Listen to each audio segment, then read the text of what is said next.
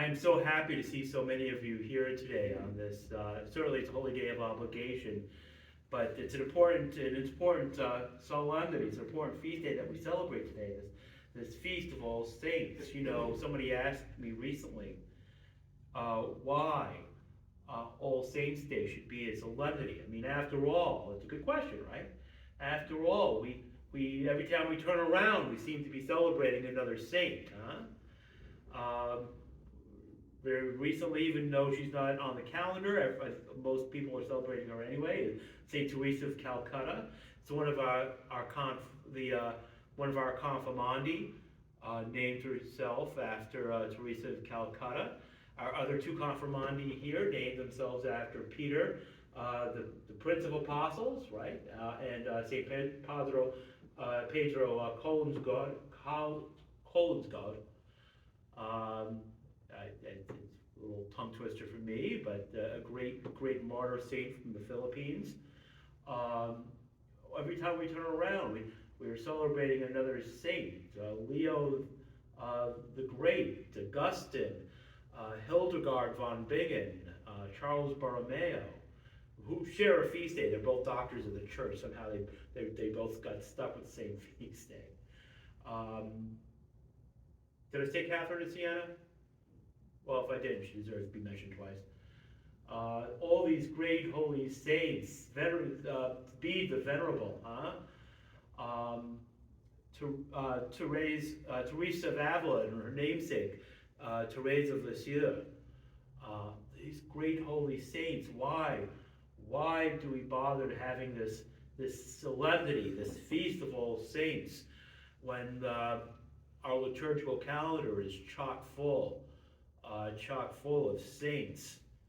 And of course, we realize, is that we celebrate not only the saints that the church has determined infallibly to be in heaven, but we recognize that there are far more holy people, holy women, holy men who are enjoying the beatific vision, who are in heaven right now than we could ever possibly know. And that we know that they're praying for us.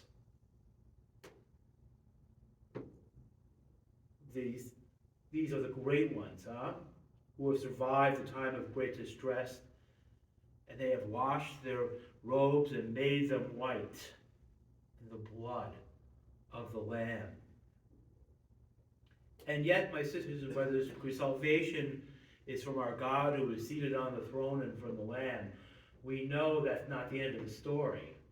You know, there's an old model that sometimes we use less frequently now, but it's useful today, huh? Talking about the church being fundamentally made up of three different sets of people, right? Today we focus on what we call the church triumphant, right? All those saints who are already in heaven, who are experiencing the beatific vision, experiencing seeing God face to face, huh? And it's important that we celebrate those folks. And yet, we realize that's not the end of the story. There's the church suffering. All those who have passed and are not quite ready to experience, to cope with the glory of seeing God face to face. The church suffering, who still require some additional purgation in order to enjoy, to participate as completely as the folks in heaven participate. You know, in short, the folks in purgatory is, and then there's us. All of us who are God's children now, although what we shall be has not been revealed. And yet we know that when it is revealed, we shall be like him, for we shall see him as he is. The old saying is the church triumphant. And so in many ways, my sisters and brothers, even though our focus of our celebration, the focus of our rejoicing is the church victorious, the saints who are in heaven, we recognize that we all shall receive a blessing from the Lord, a reward from God our Savior. And that all of us, the church victorious, the church suffering, the church militant, are called to be saints. And so we take our encouragement in the example and in the inspiration of the saints in heaven. As we continue on our journey of faith, as we strive to be poor in spirit, to more authentically mourn, to be truly meek, to hunger and thirst for righteousness, to exercise mercy, to be real peacemakers, to be willing to be persecuted,